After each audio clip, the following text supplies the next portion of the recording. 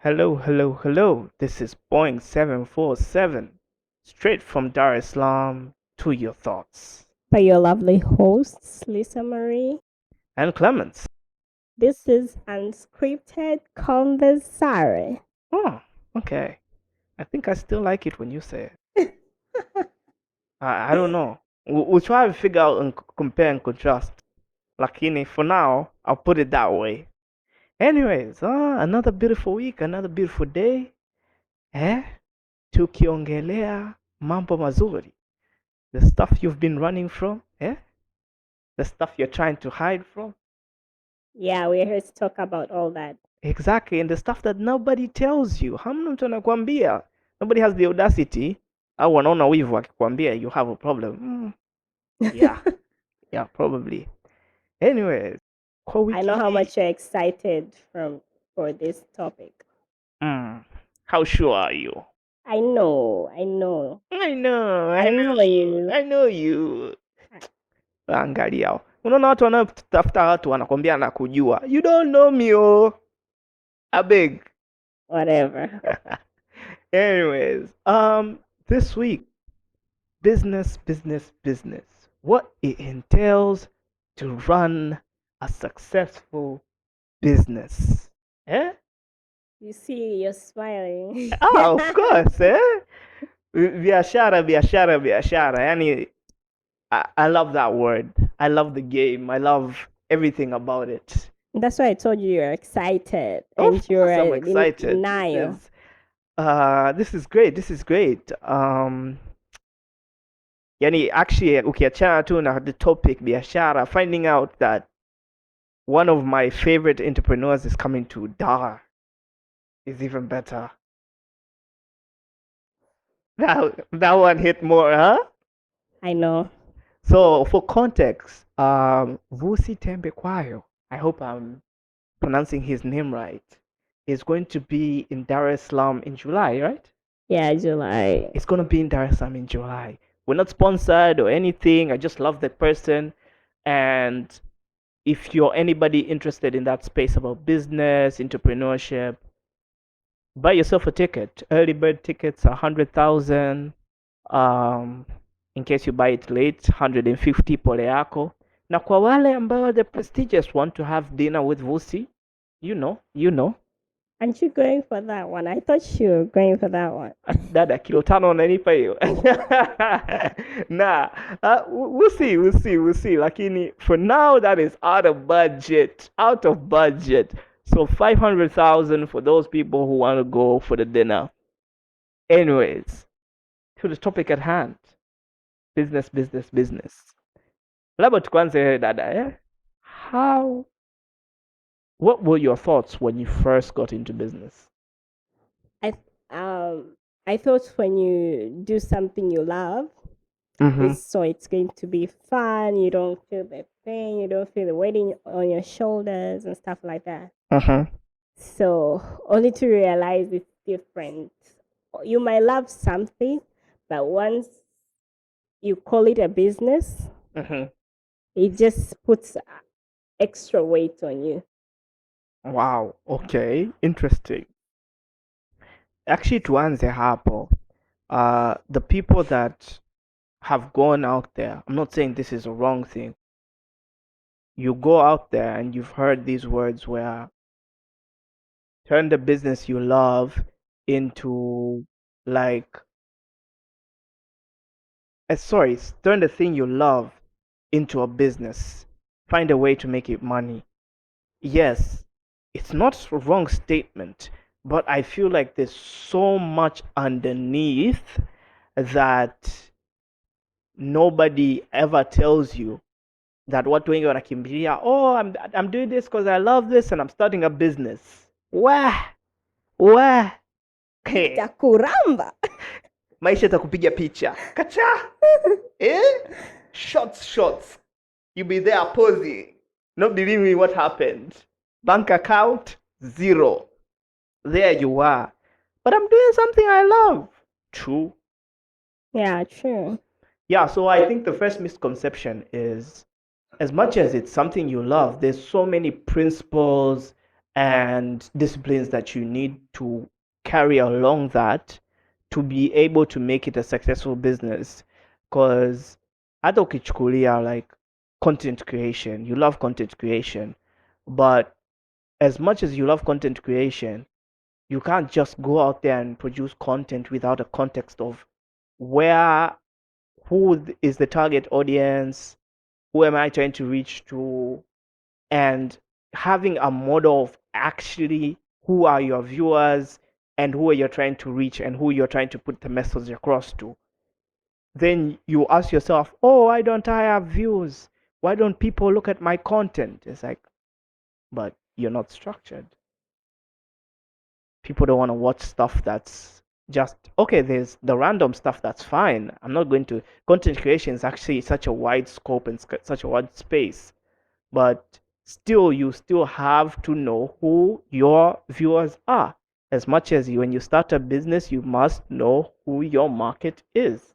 But I feel for content creation, you don't know your viewers per se or what people expect of you until you're consistent enough.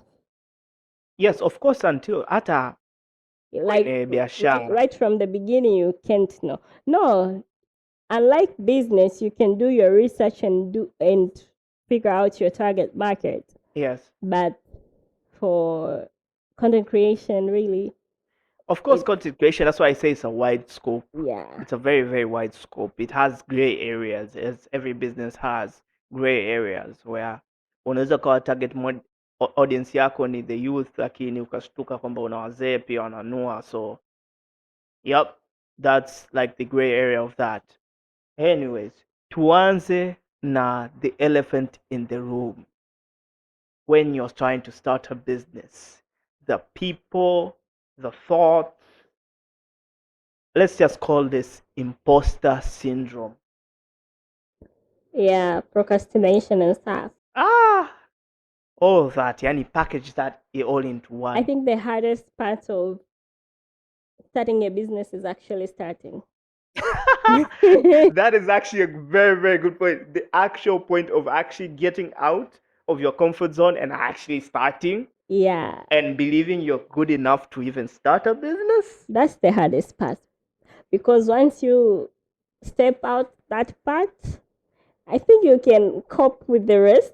Because I think that we do have so many questions in our heads before actually starting. Like, where will I get the customers? What will people think of me? Blah, blah, Do I have the capital? Do I have the capital?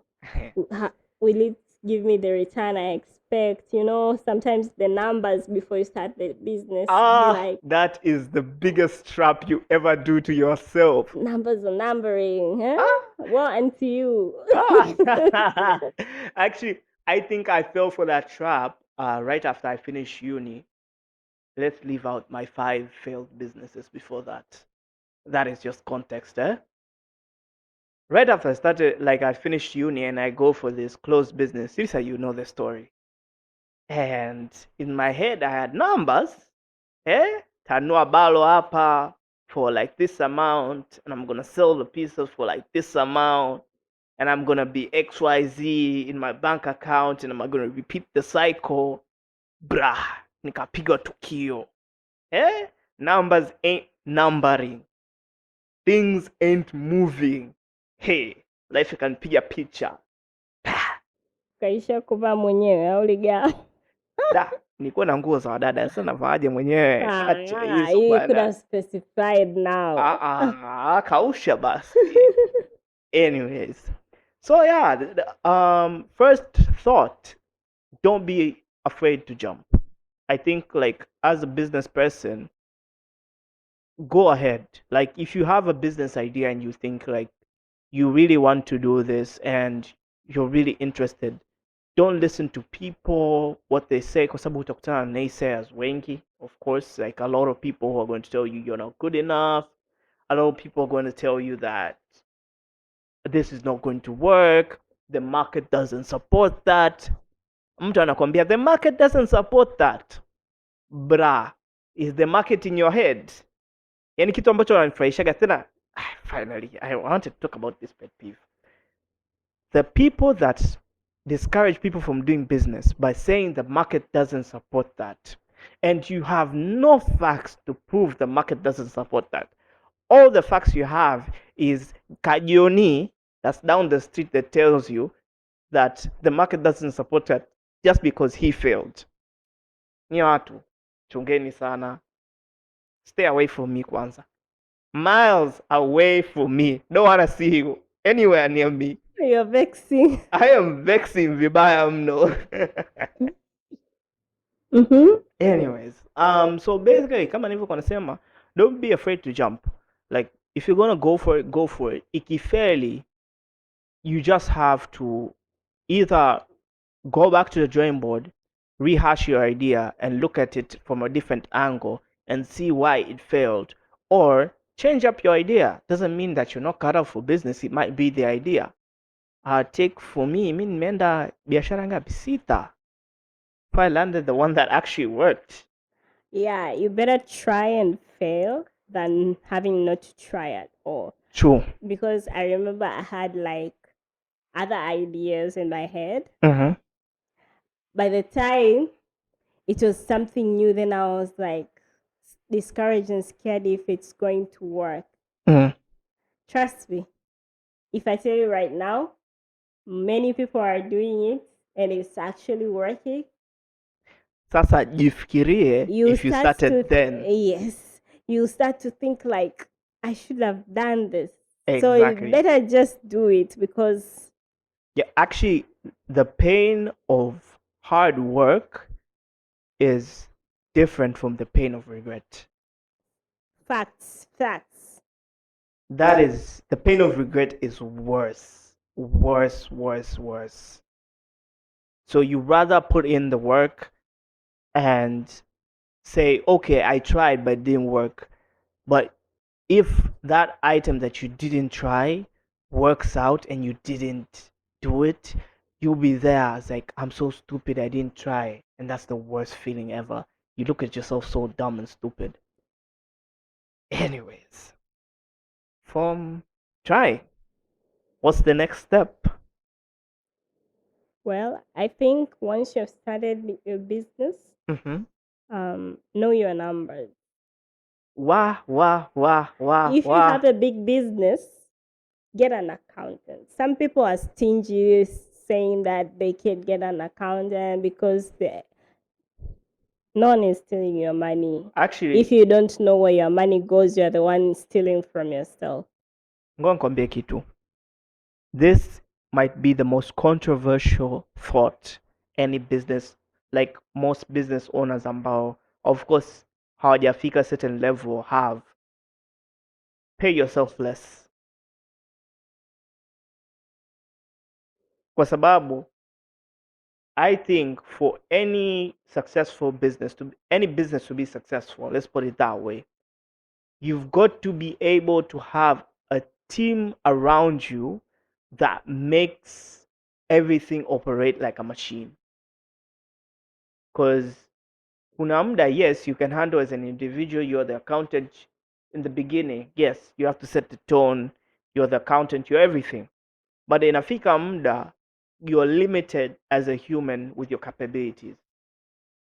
You can't handle sales on your own, you can't handle marketing on your own, and you can't handle accounting on your own.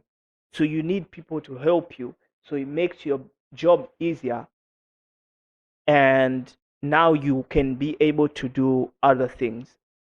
I think people misconcept now wanaipenda the title but don't understand it. CEO. I'm sorry if someone will be offended, but I really despise people who call them CEO. I don't know. What? Well, it's okay to call yourself founder. It's okay. Or owner. It's okay. But do you know the meaning of CEO, putting it on your bio with your one small, two small businesses? No, it doesn't matter. If you're dreaming big, it doesn't matter, but No, sio kwamba using the title CEO. I don't think using is a problem.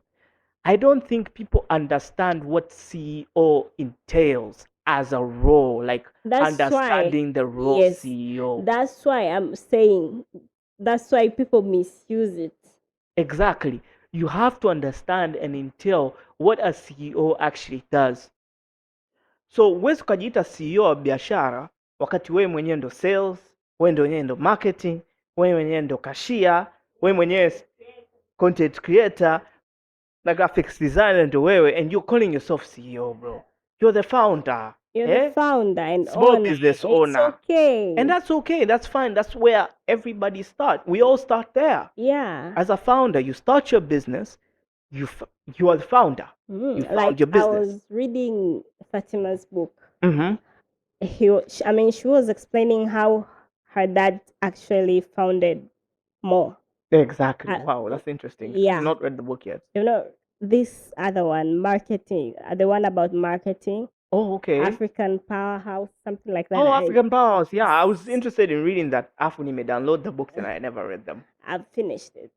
So basically, alikuwa ana a truck, anaeka like different products, anatembeza, anauza. At then hawezi kujiita CEO, at then anajiita tu owner. Exactly, founder, owner, until it's landed to become a diverse big company, then pale anaweza kajiita CEO kwa sababu haendeshi gari yeye, ana mtu wa marketing, ana mtu wa sales, ana department ya distribution, blah blah blah, products and stuff.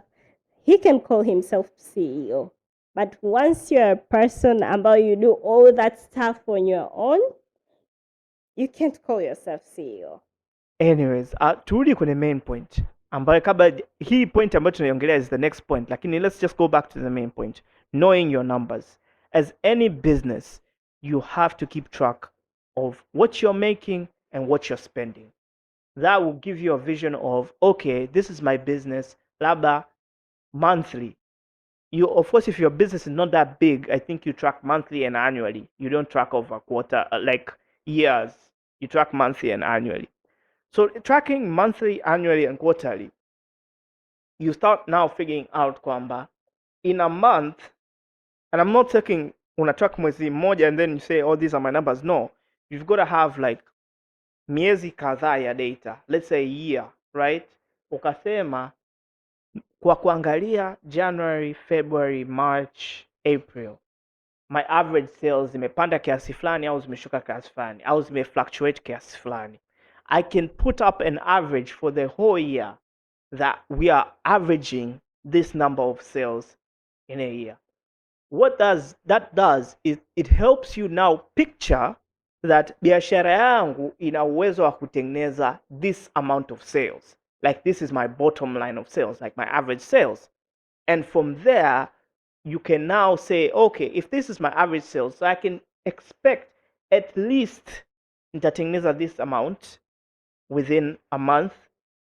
And now that gives me the leeway of how much I can spend.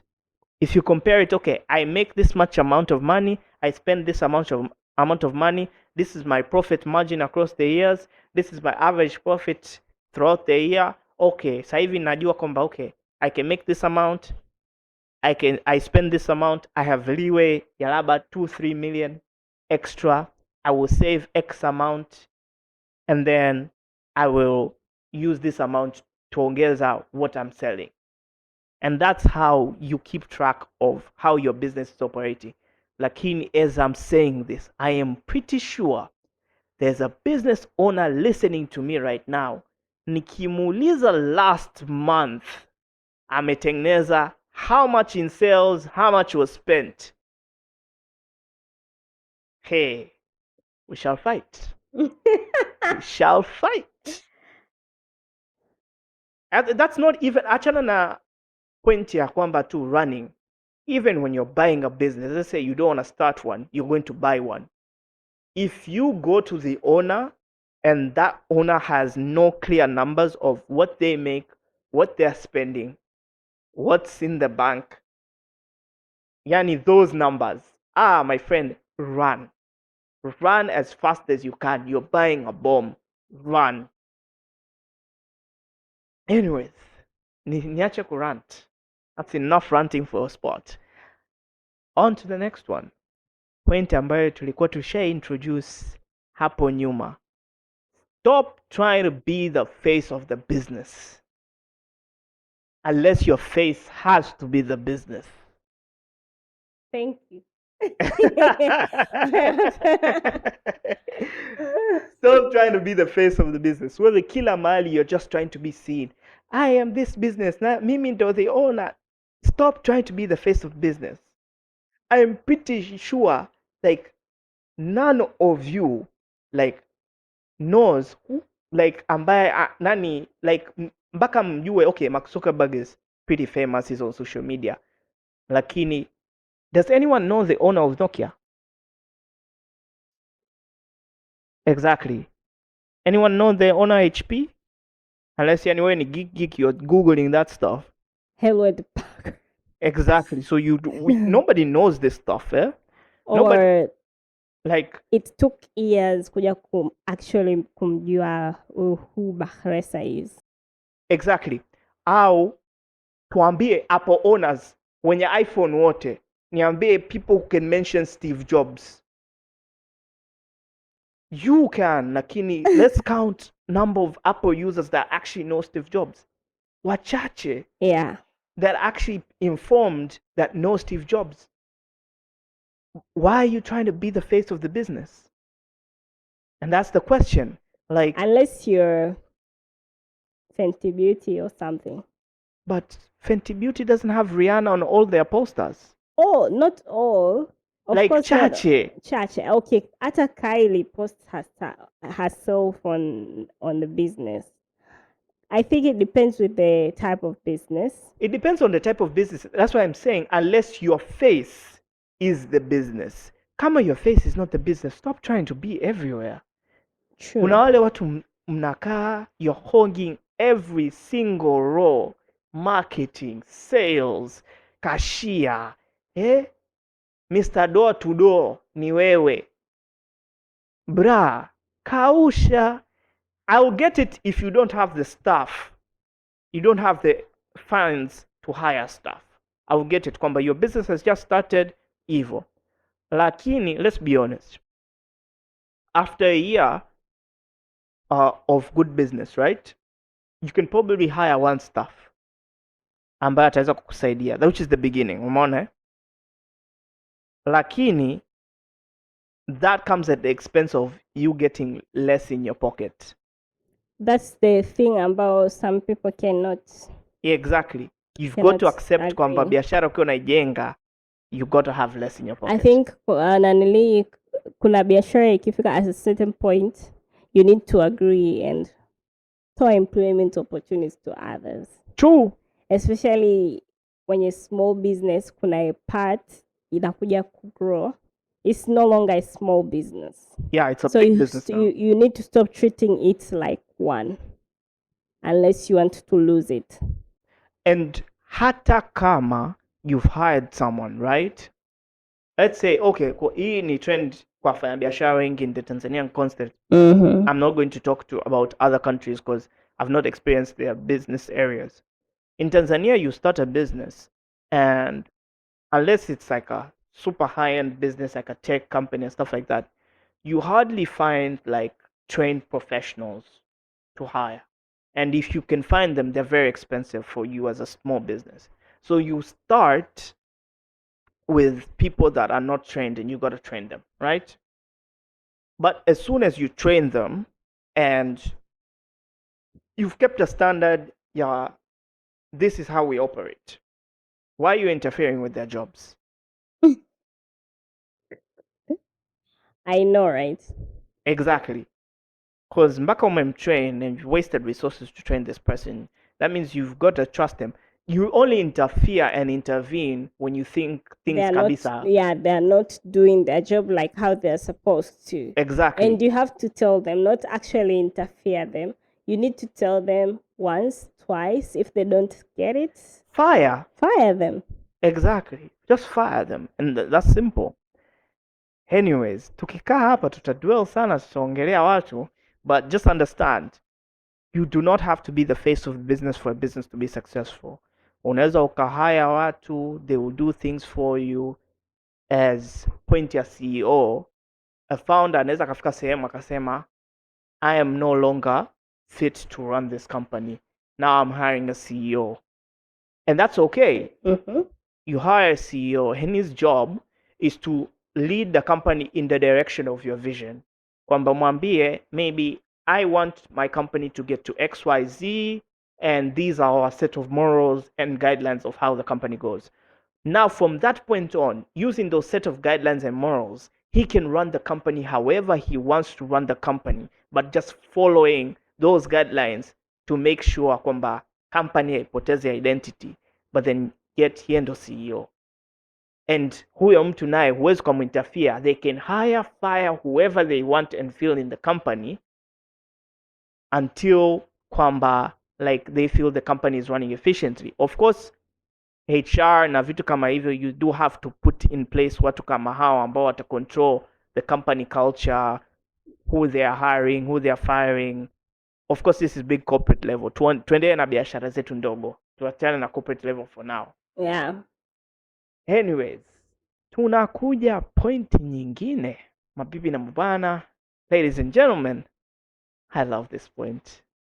I absolutely love this point. Stop killing your business. Yeah. By taking money out of it when it's unnecessary. Exactly. I think people become so delusional when they're having a business. Anadhani anaweza kuisha maisha ya Kim Kardashian wakati hana uwezo wa kuafford Kim Kardashian. Exactly. Kuna this pressure, I think, of having, soft life, good life. So you find someone has a business in a year or two. It hasn't made that much to fund your lifestyle, but you live a lifestyle that is way more than what you earn. True. And now you are putting weight on that business to...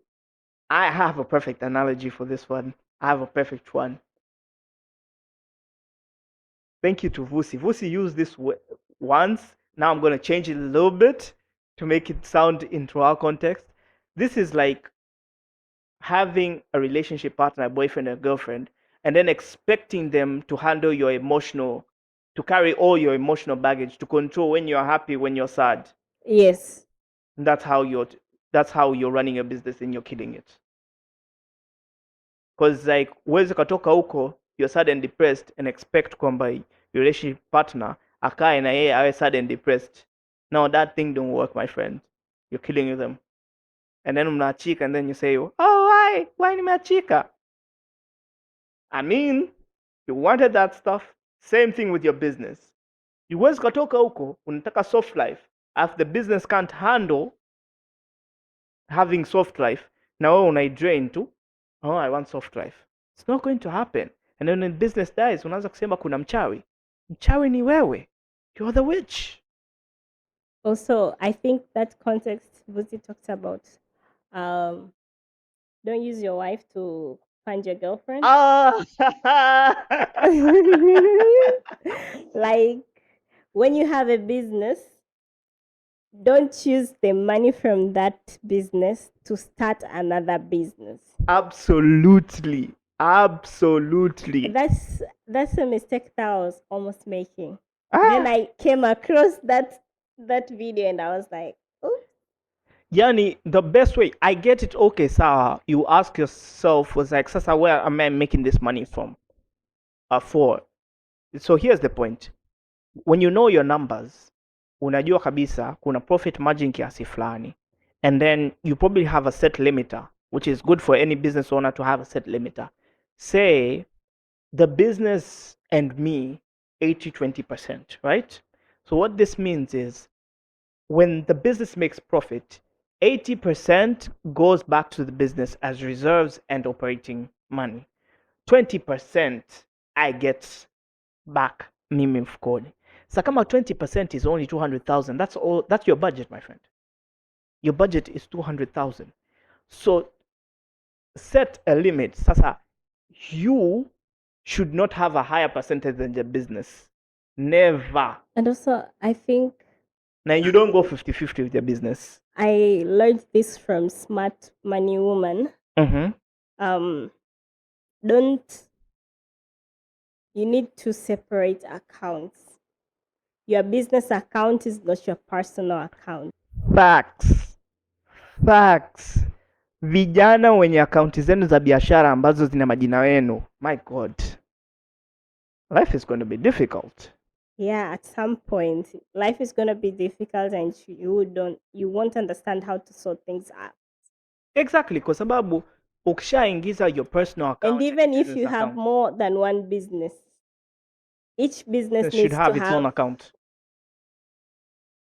Yani hata kama if you have a company, right, and that company owns multiple business, it's only right if each small business that's in that company has its own bank account, and then mwishoni kama nilivyosema the 80-20 split, 80% inabaki kuna ile business account yenyewe to run that business, 20% goes into the main company account, and that from that 20% ambazo zinakusanywa, labda una biashara 5, 20 zinaenda pale, and then now uko juu nako kuna 80-20 split of that 20%. So you can understand how the margins are small. So ukitaka kufika levels are maybe more Doge, you've now got to understand how much you've got to expand and grow your business to a point that 20% does not mean shit. Now 20% iwe kwamba 20% yako iwe 1B, the 20% umekata. So you got to understand kwamba the business got to make more money, and then wewe unapata percent ndogo, cut ndogo of that. Otherwise, but then kila mtu ana malengo yake ya biashara, umeona? Let's not say that kila mtu ana malengo yake ya biashara. Kuna watu wengine biashara yake ndo bwana atakula hivyo, hana malengo makubwa kwamba biashara iende mbali. Anaishi from hand to mouth. Yes, anaishi paycheck to paycheck. Anyways. Yes. That's also a lifestyle. You can choose that. Endelea na that kasaiko. Lakini kama you're not interested in kuishi paycheck to paycheck, that's the best way you can do, best way you can grow your business and operate it. Haya, tumetoka hapo. Direction inapoelekea sasa. This is where the nitty-gritty, the stuff that people really don't want to talk about. Tuanze hapa. Customers are not always right. Ouch. That's a difficult pill to swallow. Especially, it's actually a trope ambayo watu wengi ambayo wamefail ku take over. Kuna mtu yule mteja anakuja outright ana disrespect your staff, and you are there just seated, and you're saying the customer is right. You lose your staff then. Of course, you lose your staff. Well, we have, of course, customers. We love our customers, and we absolutely want to treat them best way. And I think kuna tofauti kati ya customer service and customer experience. Tell me more. I'm learning. You see, I'm very quiet today. Kuna difference kati ya customer service and customer you're experience. more of an expert in this field, so I'm listening. So ukitoka customer service is practically the service you provide to your customer. Umeona how efficiently do you provide it? Umeona kwamba labda customer akija, how fast do you operate with them, how fast do they get their service na vitu kama hivi. What's difference between customer service na customer experience? Customer service ni ile service unayompa, how efficient is it? Customer experience, from the service they received, what was their experience? Mm-hmm. So now, yeah, what is customer experience job? Customer experience job is to make sure that customer service provides a service that is good enough to make the customer's experience better. I'm listening. Anyways, Koyo, you've got to differentiate between customer service and customer experience. And both go hand in hand to make sure that your business is in the best shape possible, like the best shape possible. Your customers will complain at the same time you don't frustrate your staff. Some people, I think, forget kwamba your staff is also important and you lean so much on the customer. That's why I'm saying customers not always right. So sometimes you've got to understand kwamba there is a barrier of customer complaints outright. Kwa mfano mimi niseme tu mteja anaweza akanunua kitu kwako Lisa, akanunua scrub, right? And then you have a grace period time of complaints. Let's say within the first 2 or 3 weeks is when we're accepting complaints. Kwamba this is complaint area, we'll do refund and tutacheki kitu kama hicho. Mtu kanunua scrub kwako anakaa nayo miezi miwili and then they DM you, hey, scrub yako imeoza, so please I want a refund, you guys scrub is so bad. And you're there, instead of shutting down this person because one, it's out of your policy, you're screaming at your staff, kwa nini scrub imeoza? But it's outside period. Whether imeoza haijaoza, they should have checked it in the beginning, should have known in the beginning. So now, how do you fix that with customer service and experience?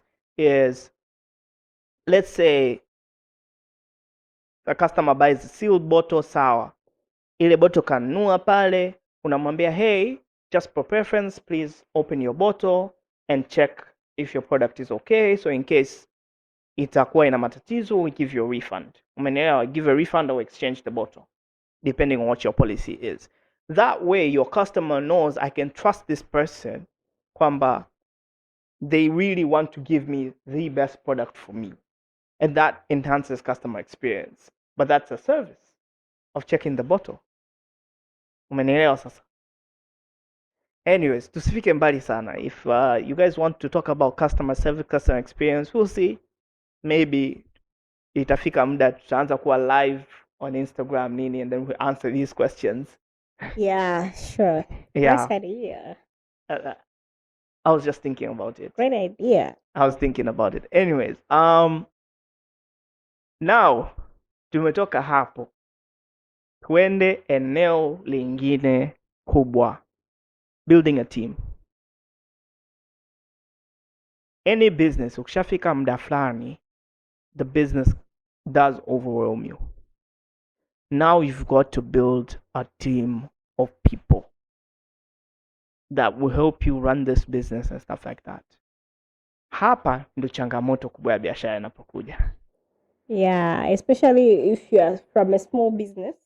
Mm-hmm. I know a person. She was doing great as a small business. Yeah. Kaanza kupata more customers. Sasa imefika a point, yuko peke yake. It has reached a point now she's under delivering because she can't build a team to help her with other stuff. She still has to do everything on her own.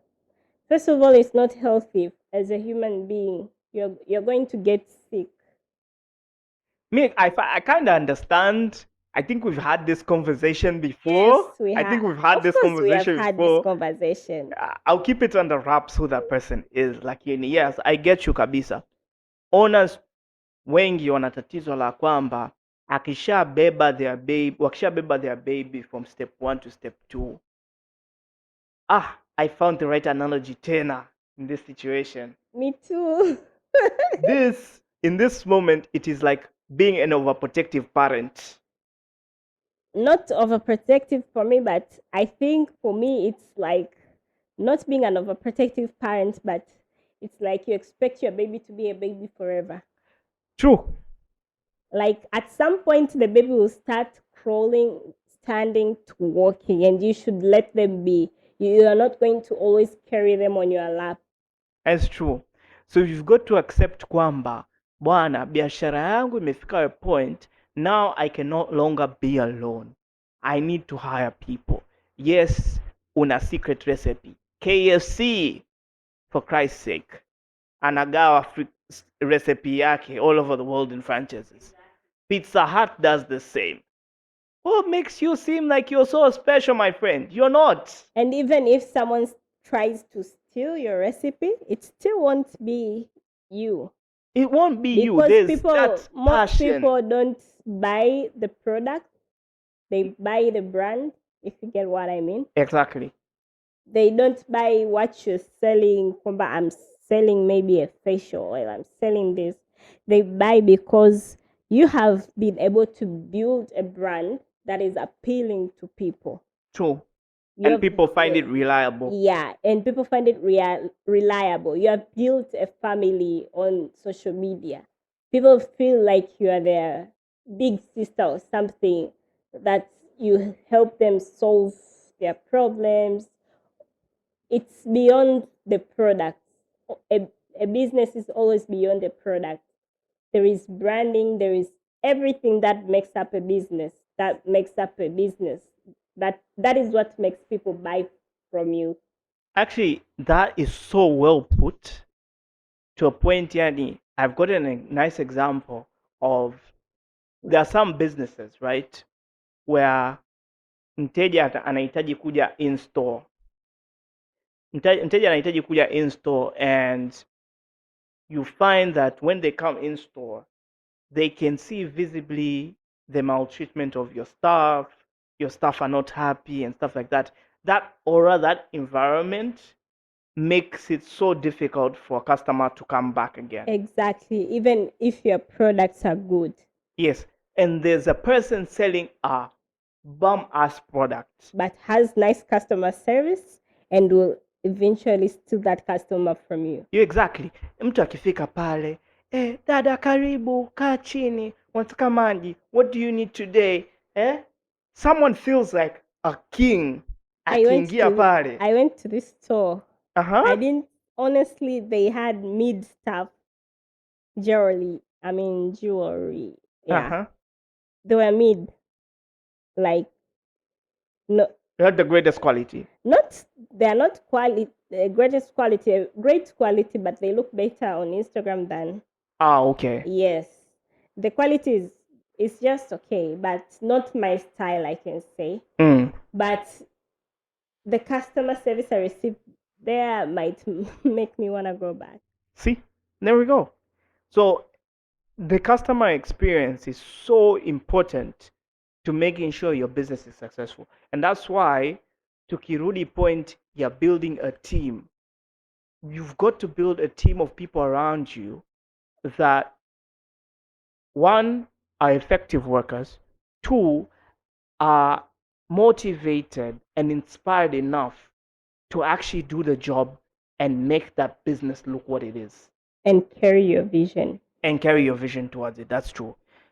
Yani watu wengi sana wanadhani kwa sababu mimi ndo naiendesha hii biashara basi this biashara won't fail. Lies. The people that you have there can decide if that business falls or that business rises. So you've got to build a very well efficient team around you.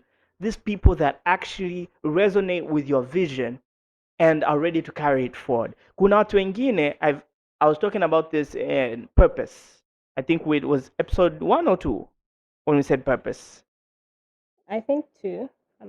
I think it's probably episode 1 or 2, whatever the episode. No, I think it's episode 2 about purpose. Yes. The one we talked about life after graduation. Exactly, yes.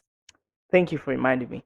So, when you get to purpose, there's some people's sole purpose in life is to help people get from point A to point B. They're not the creators, they're innovators, and that's okay. But these people feel happy being able to be participating in something big. And you need those people. And you've got to treat these people really, really well, because these people will carry you a long way. And without these people, you are nothing. So wewe kisa una idea doesn't mean you don't need these people. You've got to mistreat these people. Pay these people well, treat them well, make sure they're well taken care of, and you have a successful business. Facts. I say. Another thing I'm going to talk about, it's really because in the generation that we are in, was a successful business presentation. Wow. Trust me, if someone can take a photo in your restaurant and post it, and people can ask, where is this place? You're set. You have like possibly your picha inaweza kawa enough views milioni moja. In views milioni moja, you can get 50 people. I'm not saying all of them, hapana. You can get 50 people, 50 plus sales. Think about that way. Or if your product, your purse, you have just nice things. When someone takes a picture, people will ask, where did you get this? Exactly. Because we're in a world where it's pictures everywhere. Everyone wants to snap. Sticking to social media. Yeah, social media. Everyone wants to snap and show off and show something. So in your business strategy, make sure you have the best presentation, like branding and stuff. That would carry your business as far as more than the sales team will. No. Let's not play down the sales team. I know. Let's not play down the sales team. Hapana. I'm not gonna over exaggerating, but I'm just trying to make a point. Anyways, the sales team still have their role. Tukirudi hapo hapo kwenye social media, there's a pet peeve. Me and you have talked about it quite a bit. I already know what you're talking about. Yani, let's just put it on the side, but you people who have businesses online on social media, na hamweki bei. You have no price on your items. Bro, you're not Lamborghini. The post. You are not Lamborghini, please. And you find a post, comments, bei gani shingapi, bei gani shingapi. And they're not answered. I'm DMing you, you're answering after 3 days. No, actually, I'm going to come back to. Funny thing is, people always say, oh, mbona Lamborghini don't put prices. Sijui Porsche don't put prices. I figured that out. For you to own a Porsche moja, you have to be in a certain money bracket. Mbili, Porsches and Lamborghinis are custom fitted with items. So when you go to the Porsche website, come on, Abisha, please just go to the Porsche website, try and order a Porsche. And when you order a Porsche, angalia how many options they want you to tick and check until you are done with the base version of a Porsche. Yani pick base options, ndo bei unaipata chini pale. That's how they give you the price. They quote you the price baada ya wewe kuchagua all the options you want. Sasa we ndugu yangu unauza blender, sipati options za kutick and check, sijui za add-ons or anything, and yet you do not want to tell me the price. You live in a generation where people's attention span is 20 seconds. An Instagram reel, 30 seconds max. TikTok. And yet you do not want to post the price. Nikikutana na sponsored post yako naangalia no price, basi I scroll. DM for price. DM yenyewe ujibu. I mean, what do you expect? And then unasema kuna mchawi. Unasema unashawi. Nani kakuloga kama hujajiloga mwenyewe?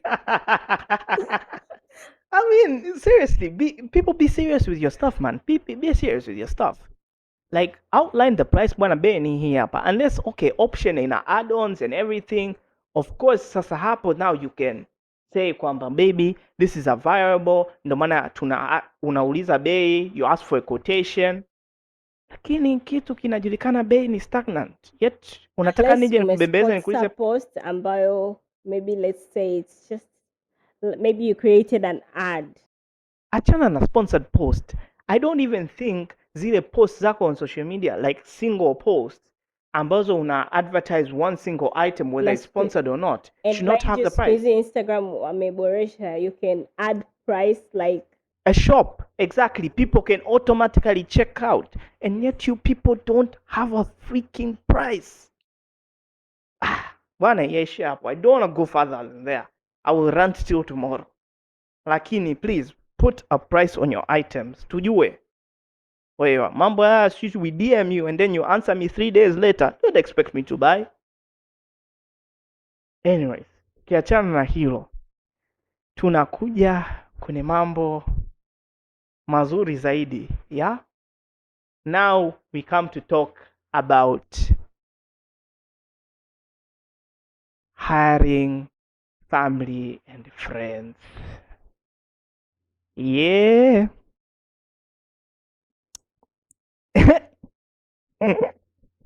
I don't know even where to start about this one.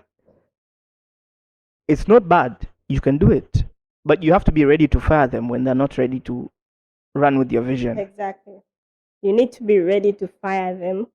So if you cannot fire them, then you are risking of your business going down. So because other workers won't respect you as well. Exactly. And tena unakuta yeye ndo anaongeza kigingi cha kusema pale kwenye your own business. Hapo sasa kama ulikuwepo. Exactly. It's always the people that are close to you that always feel so entitled to pull you down, and they think, okay, this person, mimi ni ndugu yake, they can't fire me. The family will look at them badly. Spiritually, we call it like familiarity, spirit of familiarity.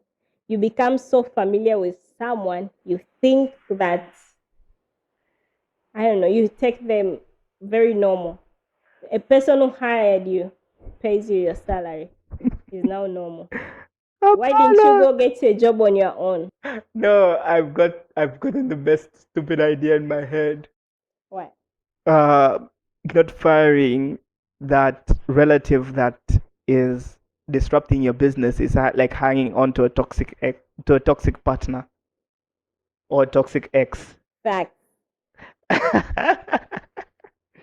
How you fire your relative and yet they're still hovering around the business. Yani, those are the witches. It's true kwa sababu the witches and wizards. Those are the people that now poison your staff, alafu your staff unashangaa they're quitting and you ask yourself why I've been treating them so well, kumbe ni mtu aliyekuwa karibu. Yeah. What is wrong with people though? And not firing toxic people, in that same point, achana relatives, not firing toxic people when you need to fire them. When you have a work environment, you have a team, and you have that one person that's the outlier, anaribu the office culture. And just because they're the best salesperson in your company, you don't want to fire them. Na mwenyewe anakuwa anajua kwamba mimi ndo mimi. Exactly. So yani hapo is when you've lost your business. Exactly. Because this person now is entitled and you want a team. Na knowing that he or she kwamba she's good or so, na yeye nani yake inaanza kupungua. Yeah. How work efforts and so on inaanza kupungua.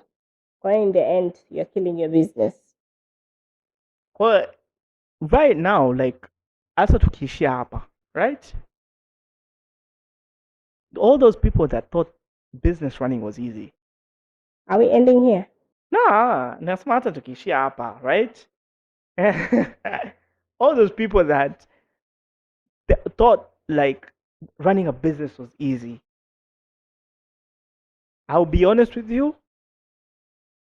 This is like, let's say, my final point to you all. When you start a business, prepare yourself for the stress and the rainy days. Facts. kwa sababu the one thing people never tell you about the business, people watakwambia how to run your business and everything, but nobody prepares you mentally for the days where your business is doing nothing. Your business haiuzi chochote. Umeanzisha biashara, wiki za kwanza ime passed, you've sold good numbers, and then hits a week where you have zero. Ukiuza wiki za kwanza na zenyewe unashukuru. Sometimes it takes time until you make the first sales. So there's also that beginning where you are struggling and there's nothing. You have invested. And you've invested money. Now you want to give up. Yani, it's that exact point where you want to give up is when your business was going to succeed, but you gave up. That's like, but then let's not be delulu. No, it's not being delusional. Most times it's like that.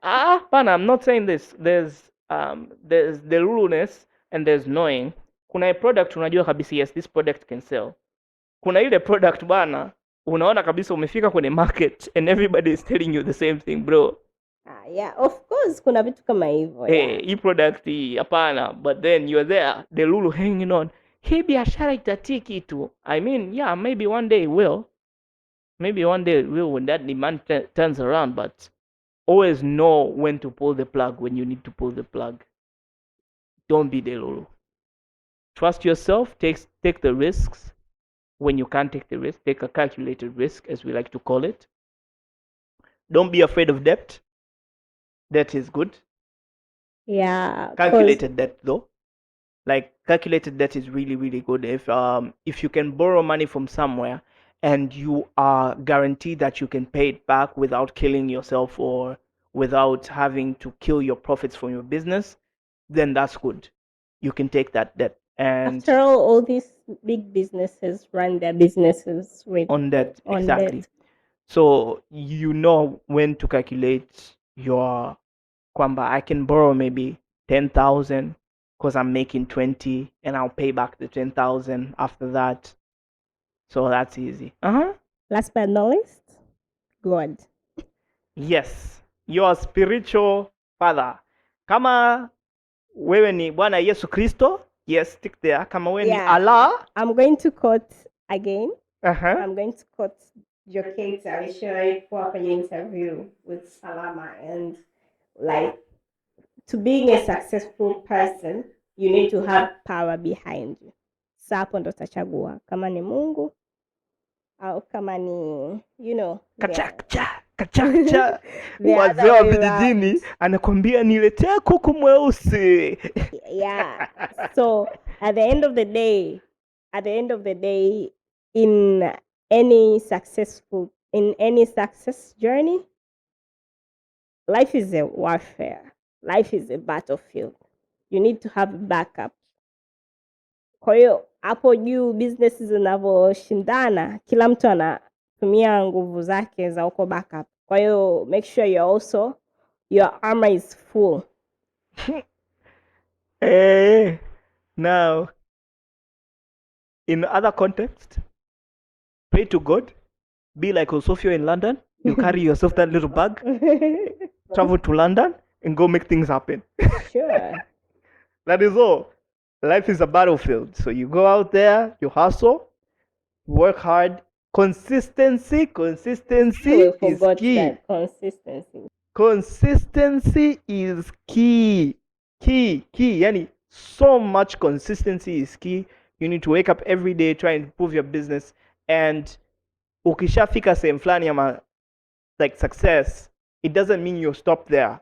You always find a way to innovate and upgrade your business. Always try the way to see how your business can evolve with the market. Lakini ukiganda pale, then I'm sorry. Na wewe, you will be a victim to weather. It will be kama weatherman akisema kuna mvua and your business inategemea jua, but you will be gone. So you've got to buy an umbrella for that weather. And it's when it's hot, you got to have AC, you got to have fans for that weather. If it's snowy, you got to have a heater or whatever people use in snowy weather. Sijaifika. Can't tell. So, you've got to prepare for yourself for every weather, every season. to be able to make it in business. Otherwise, utabaki hapo unang'ang'a macho and life itakupiga picha in beautiful colors. Tena utapata filters nini, kwa wale ambao mtaka makeup, utapewa makeup pia. Be seated there like a clown, the Joker. Safi, maisha itaendelea. Anyways, I think this is enough for this week. Yeah, this is enough for this week. So let's catch each other again. Same time. Same place. Exactly. Apana, yani. That was so sweet. Same time, same place. That was good. Anyways, yeah. On Spotify, YouTube. Yes, tunajua we wanted to do Apple Podcast, but we're running into a little bit of problem with that. We'll sort it out. But saving is Spotify, YouTube, TikTok, Instagram. So please interact with us on those platforms and feel free to leave your comments, your suggestions, and if you feel like there's a topic you guys want us to talk about, please feel free to suggest it and we'll see how we squeeze it into the schedule. Until next time, this has been Unscripted Conversare.